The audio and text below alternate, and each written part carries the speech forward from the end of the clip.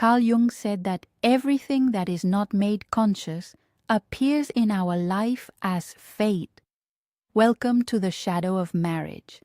There is a loneliness that the world does not have adequate language for.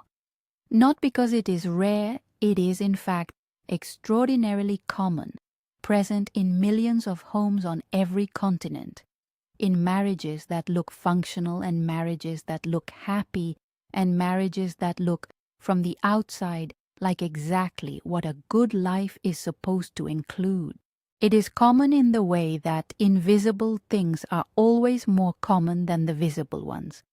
And it is without adequate language precisely because the people who carry it have been, for most of the time they have been carrying it, unable to name it even to themselves, unable to say out loud the thing that is true, because the thing that is true does not make sense in the context of the life they are living. Because the thing that is true is this: I am profoundly, chronically, in some ways, unbearably lonely, and I am married. In my clinical practice, I have sat with this loneliness in the room more times than I can count. It arrives wearing many faces: the woman who describes feeling invisible in her own home, the woman who has stopped telling her husband things because the telling produces nothing, the woman who cries in the car on the way home from work, not because something bad happened, but because she is about to walk back into the specific quality of silence that has become the dominant emotional weather of her marriage. It arrives sometimes with awareness, with the woman who knows exactly what she is feeling and has known for years and has simply never found a place safe enough to say it out loud. And it arrives sometimes without awareness, with the woman who comes to me for anxiety or for what she describes as a general sense of flatness, or for help with the feeling that she has somehow lost herself, and who does not yet know that what she is actually describing is the psychological consequence of sustained emotional deprivation inside the relationship that was supposed to be her primary source of connection. What I want to do in this video is name this loneliness precisely, not in the vague, validating way that self-help content tends to approach it. Not simply to say you are not alone, you are seen, you deserve better, but with the clinical and psychological specificity that actually helps. That explains what this loneliness is, where it comes from, why it is so difficult to name and so difficult to resolve, and what the path through it actually looks like for the woman who is ready to stop simply enduring it and to begin genuinely addressing it. If you are watching this and the first paragraph of this video landed somewhere that felt uncomfortably precise, if you recognized in that description something that you have been living but have not fully let yourself acknowledge, I want you to stay with me. Subscribe to this channel now and turn on notifications, because this conversation is part of a larger series on the psychology of marriage and emotional disconnection, and every video in this series goes somewhere the previous one did not. What we are building here together is a body of understanding that is grounded in real clinical experience and real psychological science, and that is offered with the genuine hope that it reaches the people who need it. Let me tell you about a woman I will call Sarah. Sarah was 41 years old when she first came to see me. She had been married for 14 years to a man named Daniel, an engineer, organized and capable, and by every external measure a good provider and a responsible husband and father. They had 2 children, a house that Sarah had worked hard to make into a home, a social life that looked from the outside like the life of a couple who had built something solid together. Daniel was not cruel. He was not unfaithful, as far as Sarah knew. He did not drink excessively or lose his temper or behave in any of the ways that the common cultural narratives about bad marriages tend to feature. He worked, He came home. He helped with the children when asked. He was, Sarah said in our first session, with a flatness in her voice that told me everything I needed to know about the cost of what she was about to say, a perfectly adequate husband. Perfectly adequate. I have heard those two words in exactly that combination more times in my clinical practice than almost any other phrase, and every time I hear them, I recognize them for what they are. Not a description of a man, but a description of a specific kind of marital suffering that has been so thoroughly normalized that the woman experiencing it has lost the capacity to name it as suffering at all. Because a perfectly adequate husband is not a bad husband. He does not give her the language of complaint. He does not produce the kind of obvious, nameable wrongdoing that would allow her to say clearly, "This is the problem. This is what is hurting me. This is what needs to change." He produces something far more difficult to address. He produces the slow, daily accumulating experience of being in a marriage where everything functions and nothing connects. Sarah had been lonely inside her marriage for approximately 7 years before she came to see me. Not lonely in the sense of being without company. Daniel was physically present most evenings. They ate dinner together. They attended their children's events together. They maintained the social calendar of a couple who appeared to be doing well. But lonely in the specific and devastating sense of being with a person who was not, in any emotionally meaningful way, with her, who was in the room but not in the conversation, who was present in the house but absent from the relationship, who could tell her what time he would be home and what he needed from the grocery store and what his opinion was on the kitchen renovation, but who could not or would not, and Sarah was never entirely sure which it was, tell her what he felt, what he feared, what he cared about beyond the functional logistics of the life they maintained together, what he saw when he looked at her.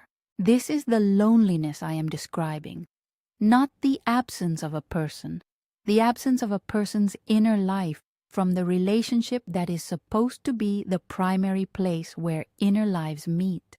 Carl Jung wrote about what he called the encounter of two personalities, describing it as being like the contact of two chemical substances, in which, if any reaction occurs, both are transformed. What Sarah was living, and what I see consistently in marriages like hers, is the specific suffering of a woman who has been reaching for that contact, for the genuine meeting of two inner lives, and finding, again and again, that the substance on the other side of the reach is not available for the reaction, that the encounter she is trying to initiate does not produce transformation because one of the two personalities required for the encounter has not fully arrived. This is what emotional unavailability actually looks like from the inside of a marriage, not the dramatic, obvious unavailability of a man who is openly absent or actively cruel, the quiet, consistent, almost invisible unavailability of a man who is physically present and functionally engaged and emotionally somewhere else entirely. A man who, as the reference material I have studied on this dynamic describes with striking accuracy, does things and provides things and goes through the motions of loving, but does not feel the love he enacts, does not experience the emotional substance of the relationship that he is materially maintaining, does not know, often genuinely does not know that anything important is missing, because the barrier between himself and his own emotional experience is so thoroughly constructed and has been constructed for so long that he has lost access to the knowledge that it exists. After years working with couples in this dynamic, what surprises me most is not the suffering of the women, that is consistent and profound and entirely understandable. What surprises me is how genuinely unaware so many of these men are of what their partners are experiencing, not unaware in the defensive sense of choosing not to see, unaware in the more fundamental sense of not having the internal access required to see. The man who told his wife he loved her every day and meant it, but whose love never reached her because it was expressed through action rather than through the emotional presence that she needed in order to feel it.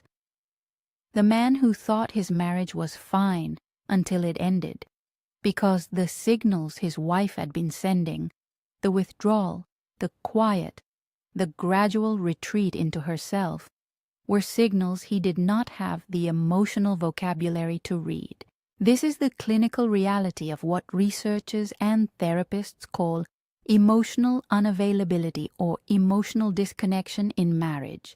And understanding it, understanding what it is and where it comes from and what it does to both people inside the marriage, is the first step toward being able to address it in a way that has any genuine chance of creating change. Sarah had spent 7 years trying to address it without this understanding.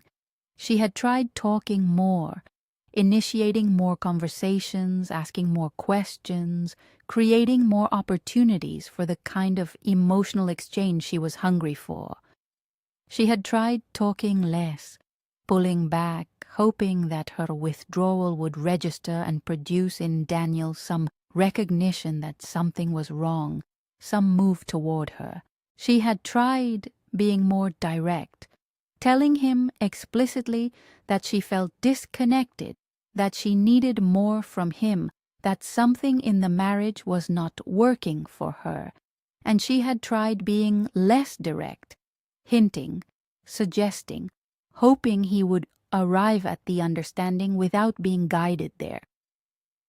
None of it had produced the change she needed, not because Daniel was unwilling exactly, but because the problem was not located where she had been trying to address it. She had been trying to change the dynamic of the marriage.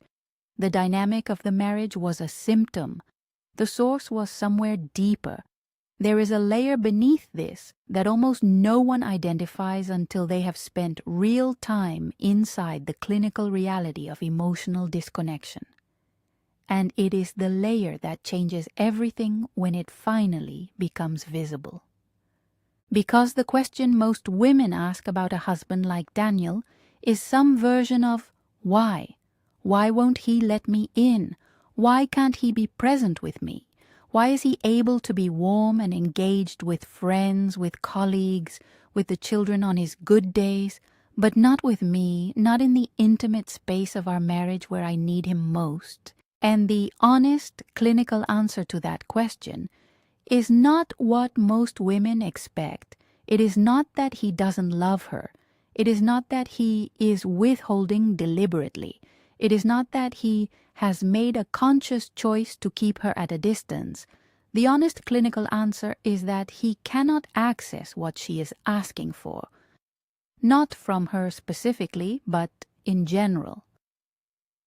The emotional availability that she needs from him is behind a barrier that he himself does not have the combination to open. A barrier that was constructed early in response to an environment that made emotional expression unsafe or impossible or simply unnecessary.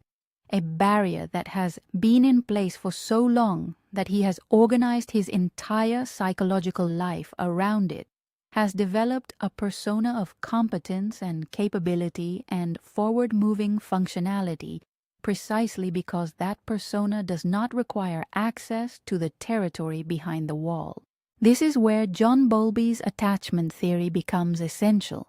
Bowlby spent decades documenting the ways in which our early experiences of emotional connection or disconnection with our primary caregivers create the templates through which we experience all subsequent intimate relationships. The child who learns that emotional expression produces withdrawal rather than response or that vulnerability is not safe, or that love is expressed through action rather than through presence, develops an attachment style that carries those lessons into adulthood. Not as a conscious philosophy, but as an automatic operating system, a set of deeply encoded expectations about what intimacy looks and feels like, what is safe to offer in a close relationship, and what must be kept behind the wall. Daniel had grown up in a home where he was loved. He told Sarah this and believed it, and it was true in the ways that mattered materially. His parents had provided everything he needed in the functional sense, but emotional expression in that home was not practiced. Feelings were not discussed. Vulnerability was not modeled. The language of inner life, the words for what one feels, what one fears, what one longs for, was simply not part of the vocabulary of the environment in which he became who he was. And so he had grown into a man who loved his wife genuinely, who expressed that love through every means available to him, and who had no access to the one form of expression she needed most. Not because he was broken, because he had never been given the tools. This is the tragedy at the center of marriages like Sarah and Daniel's. Not a failure of love, a failure of emotional language, a failure of the specific capacity for inner life sharing that genuine intimacy requires, a capacity that is not innate, that is not simply a function of intelligence or character or the depth of one's feelings, but that is learned, that is developed through early experiences of safe emotional expression and responsive emotional receiving, and that, when it is not developed in childhood, can be developed in adulthood, but only through a process of genuine, sustained, often difficult work that most people do not undertake unless something forces them to. For Sarah, the question that arrived in our work together, slowly and with great resistance, because it was a question that asked something very difficult of her, was this: what do I do with this understanding? Now that I know what this is and where it comes from, now that I can see that Daniel's unavailability is not a choice he is making about me, but a limitation he has not yet been able to move beyond. What is the right response?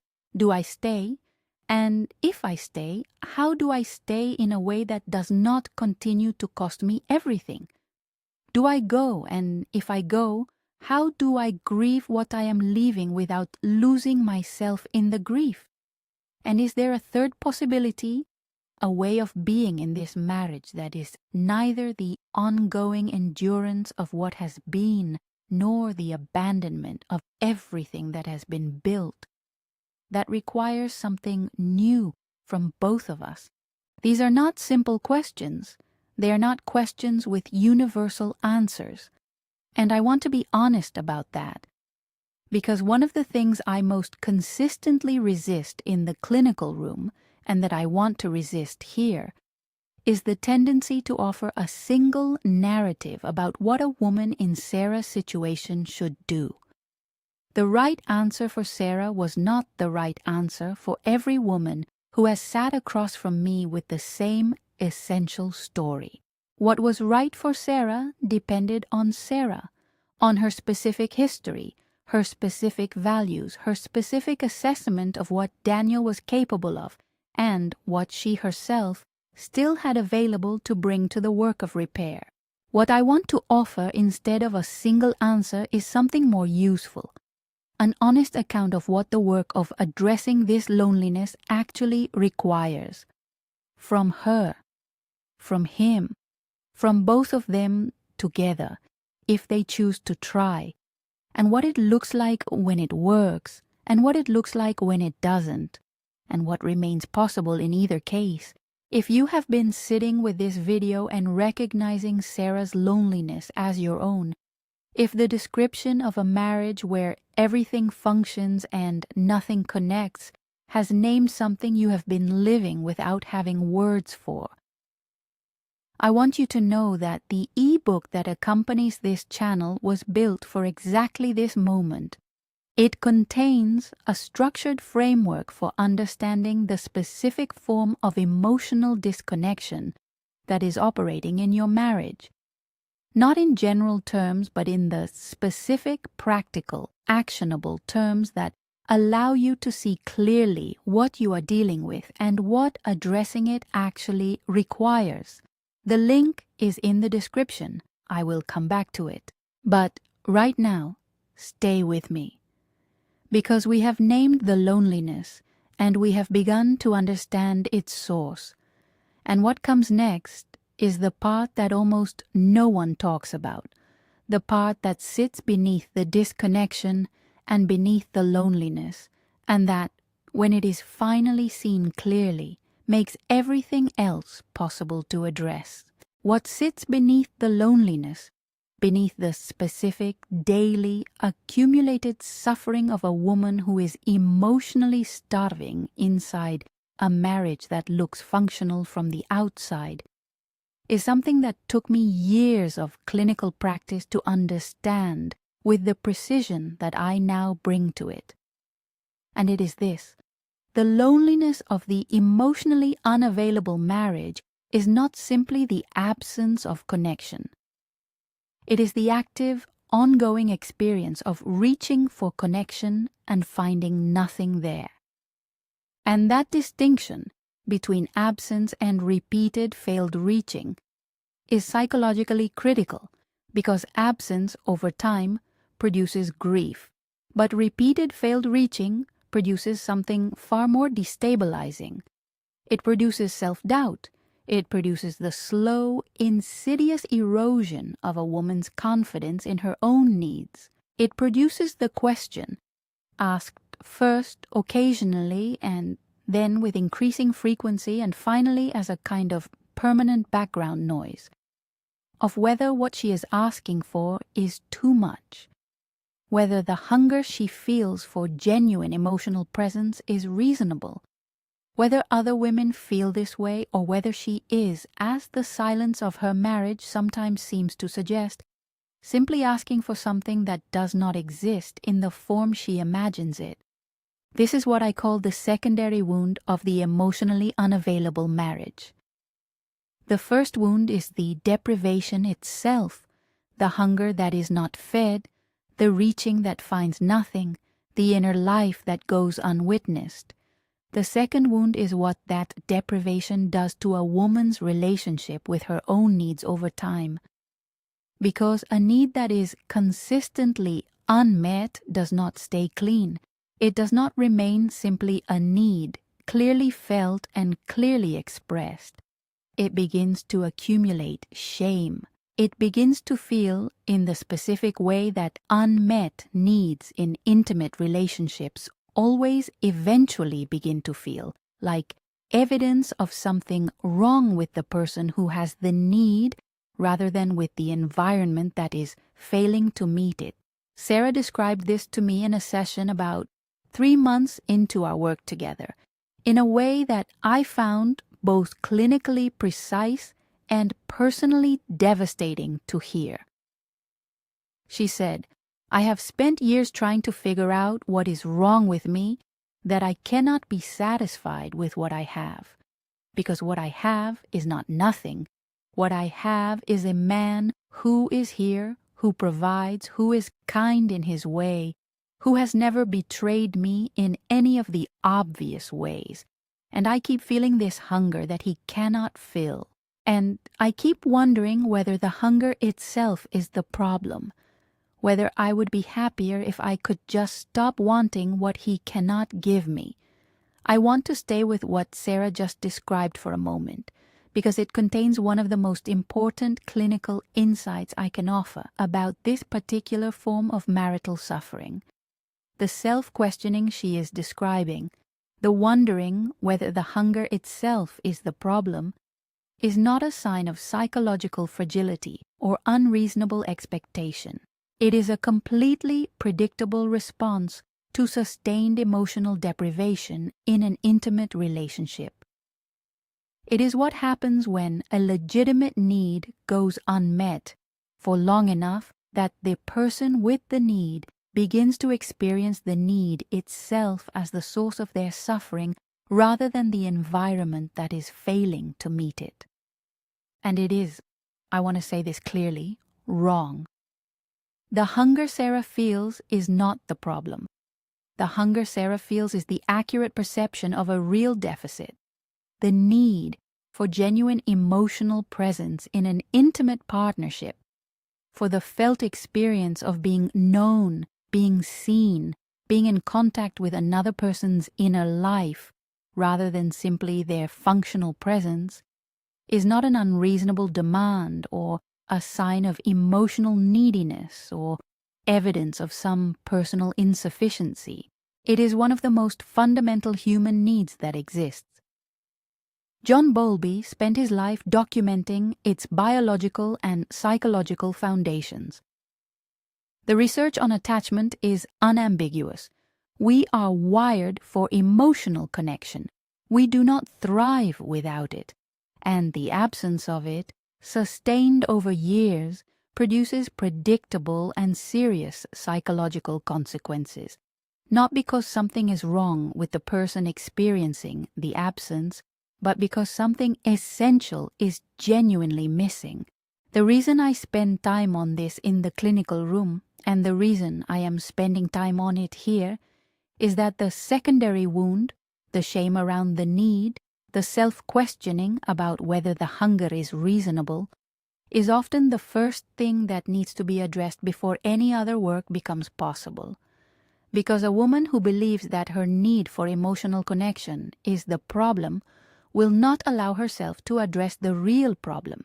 She will continue to manage her own hunger, minimize her own pain, and find ways to survive inside the deprivation rather than to recognize it as a deprivation that deserves to be addressed.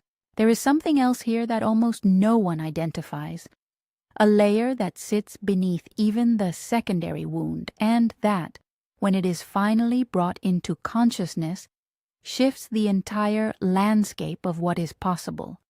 It is this: the loneliness of the emotionally unavailable marriage does not stay contained within the marriage.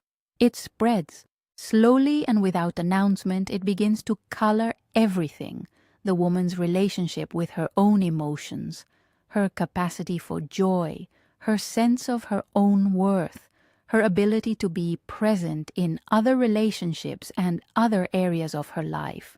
Because a person who is chronically unwitnessed in the relationship that is supposed to be the primary site of being known begins, over time, to stop offering themselves to be witnessed anywhere. The self that has learned that its deepest offering will not be received begins to stop making the offering. It retreats. It becomes smaller and quieter and more careful. It begins to perform rather than to be. This is what I had seen happening to Sarah across the 7 years before she came to me. Not dramatically, not in a way that was visible to the people around her, but in the specific, cumulative, interior way that psychological contraction always happens when a person has been living for a long time in an environment that does not have room for who they actually are. She had become, as she described it herself in one of our later sessions, a smaller version of herself. Not the version that had walked into her marriage at 27 with a quality of aliveness and openness and genuine emotional generosity that Daniel had fallen in love with.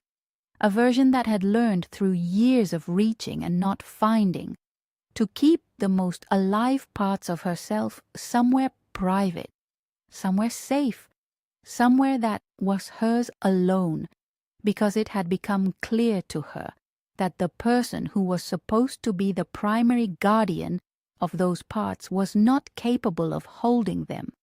This contraction, this progressive withdrawal of the authentic self from the marriage, is one of the most consistent patterns I observe in women who have been living in emotionally unavailable partnerships for an extended period. And it is, I want to be precise about this, not simply a personal loss. It is a relational loss of enormous consequence, because the woman who has contracted, who has learned to keep her most alive self somewhere private, is not available for the genuine intimacy that she is hungry for, even if the conditions for that intimacy were suddenly to become present. The self that could receive genuine emotional connection has gone into hiding, and calling it back out, learning to be emotionally present and emotionally generous again in a relationship that has been the site of so much sustained reaching without response, requires its own specific and deliberate work. This is the moment in the clinical conversation where I always introduce what I consider the most important reframe available in this situation. And it is a reframe that consistently produces resistance before it produces relief.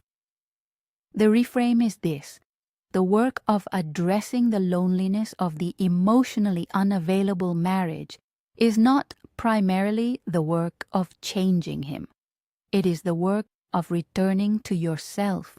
And that work, the work of reclaiming the contracted self, of learning to inhabit your own inner life fully again, rather than keeping it in protected storage, is work that is yours to do regardless of what he does, regardless of whether he becomes capable of the emotional presence you need, regardless of whether the marriage ultimately survives or does not.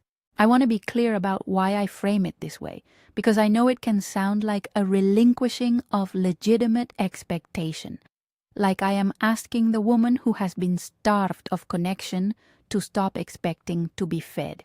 That is not what I am saying.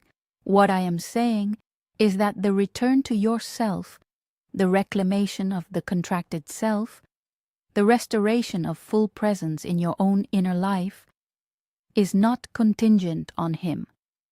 It is not something that can only happen after he changes, or after the marriage improves, or after the conditions of your outer life become more hospitable to your inner one. It is something that can begin now in the circumstances you are actually in, and that creates the foundation from which everything else, every decision about the marriage, every conversation about what needs to change, every assessment of what is and is not possible, becomes possible to make from a position of genuine self-possession rather than from the contracted, depleted position of someone who has been surviving on insufficient emotional nourishment for too long. The 3 practices that I give to women who are in the process of this return are specific and grounded in both clinical experience and psychological research. The first is what I call radical self-witnessing.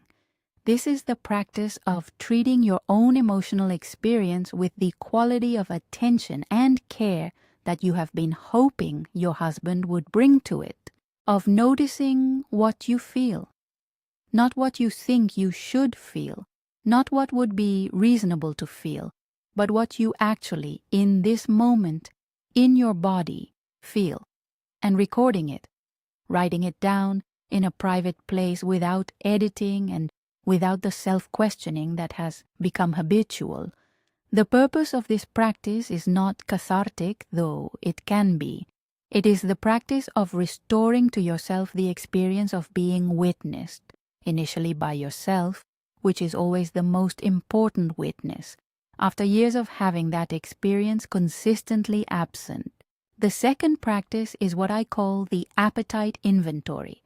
This is a structured process of identifying, with as much specificity as possible, what you are actually hungry for in your marriage. Not in the general sense of wanting more connection. Most women in this situation can say that easily. But in the specific sense of what genuine emotional presence would look like in the daily texture of your life. what specific conversations you are hungry for, what specific forms of being known you are missing, what it would feel like in the body to have those needs met rather than consistently unmet. This practice is important because vague hunger produces vague asking, and vague asking produces vague responding, and the cycle of failed reaching continues. Specific hunger produces specific asking, and specific asking, while it does not guarantee a specific response, at least creates the conditions under which a specific response is possible. The third practice is what I describe as the strategic vulnerability. This is the hardest of the three, and it is the one that produces the most resistance, and it is the one that, when it is practiced consistently, produces the most significant change in the relational dynamic.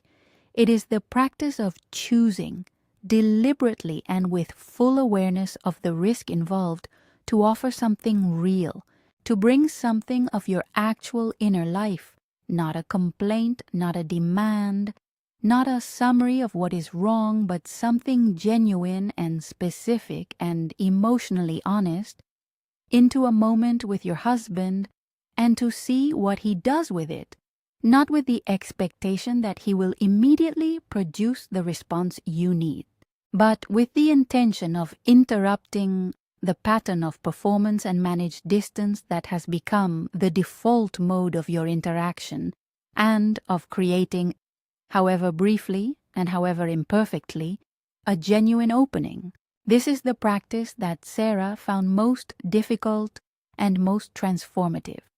The first time she tried it, it was a Thursday evening. Daniel was in the kitchen doing the dishes, a task he performed with the same reliable, emotionally neutral efficiency that characterized most of his domestic presence.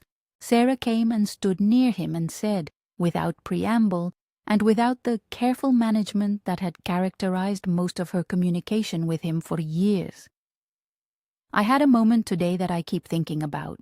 It was nothing important, but it made me feel something that I want to tell you about, and I am not sure you will know what to do with it. I am not sure I know what to do with it either, but I want to tell you anyway." Daniel stopped washing the dishes. He turned around, and he looked at her, really looked at her, in a way that she realized with a quality of recognition that she described to me afterward as simultaneously wonderful and heartbreaking. She could not remember him looking at her in a very long time, and he said, "Tell me." That was not the end of the story. What followed was not a perfect conversation or a sudden transformation of the emotional landscape of their marriage. It was tentative and slightly awkward, and produced in both of them the specific discomfort of two people who have been living in managed distance suddenly finding themselves in unfamiliar proximity. But it was real. It was the first genuinely real exchange they had had in longer than Sarah could accurately remember, and it created something in the space between them, small, fragile, entirely uncertain of its future, that had not been there before. The work that followed for Sarah and Daniel was long and not linear, and required, ultimately, that Daniel undertake his own process of confronting the barrier he had built around his emotional life, the barrier that the reference material I have studied on emotionally unavailable men describes with striking precision as a wall whose combination he himself does not know, built so early and maintained so thoroughly that he had lost access to the knowledge of what it was protecting. That work required professional support beyond what the marriage itself could provide. It required Daniel to sit with his own history in ways he had spent his entire adult life avoiding. It required him to feel things he had learned before he was old enough to make the choice consciously not to feel. He did it. Not perfectly, not without backsliding, not without the periods of regression and the nights when Sarah wondered whether what they were building was strong enough to hold the weight of everything that had been absent for so long. But genuinely, and with a consistency that grew over time, and with moments of emotional presence that were, after 14 years of managed distance, almost overwhelming in their impact. The loneliness did not disappear immediately. The contracted self that Sarah had kept in private storage for years did not simply emerge fully formed the moment the conditions for its emergence became more hospitable. Recovery from chronic emotional deprivation is not instantaneous. It is gradual and requires its own specific tending. But it happened. And what happened as it occurred was not simply the repair of a marriage. It was the return of two people, both of them in their different ways, to versions of themselves that had been inaccessible for a long time. Sarah returned to the aliveness and emotional generosity that she had contracted away from. Daniel arrived for what was in some ways the first time at an emotional vocabulary and an emotional presence that he had never previously possessed. The marriage they rebuilt on the other side of this work was not the same marriage that had produced the loneliness. It was something genuinely different, something that neither of them had known how to build before, because neither of them had yet become the people capable of building it. I want to close this video by saying something directly to the woman who has been watching it and who is sitting right now with the specific weight of recognizing her own loneliness in what has been described here. Something has been missing in your marriage. Not everything. There is likely still something real between you and the person you chose, something that brought you together and that has sustained you through the years of distance. But something important has been missing, and the absence of it has cost you things you may not yet have fully tallied. Pieces of yourself that went into storage, dimensions of aliveness that contracted in response to the chronic experience of reaching and not finding. That cost is real and it deserves to be acknowledged, not indulged, not used as justification for bitterness or for giving up before the work has been genuinely attempted, but acknowledged, grieved even, because what you have been living is a real loss, and losses that are not grieved tend to become the resentments and the silences and the managed distances that make repair impossible even when the conditions for repair finally arrive. The ebook that accompanies this channel contains the full framework for the 3 practices I described today with detailed guidance for each stage of the process.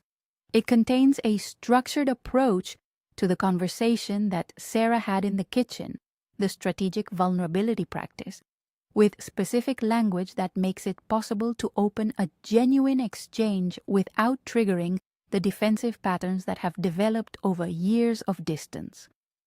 And it contains a section specifically on the recovery of the contracted self, the process of calling back the parts of yourself that went into storage and learning to inhabit your own inner life fully again, regardless of what the marriage ultimately becomes. The link is in the description.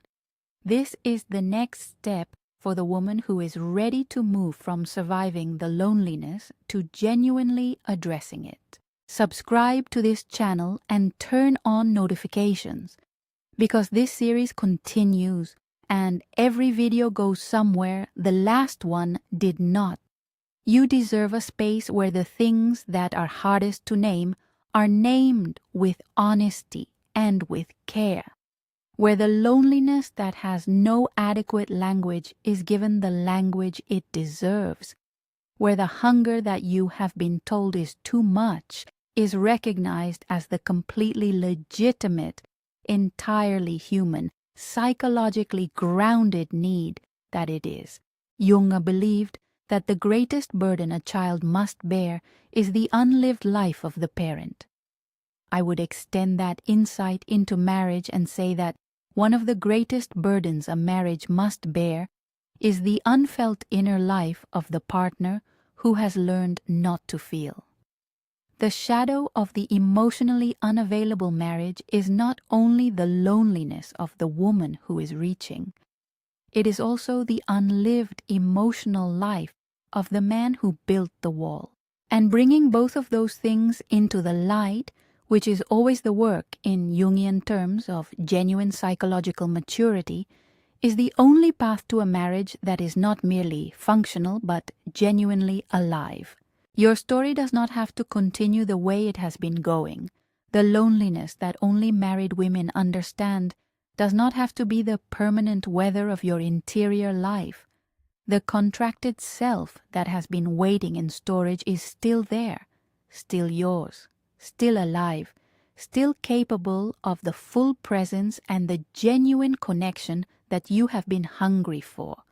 The work of calling it back is real work, but it is the most important work available to you, and it begins, as all real work begins, with the willingness to name honestly what has been true.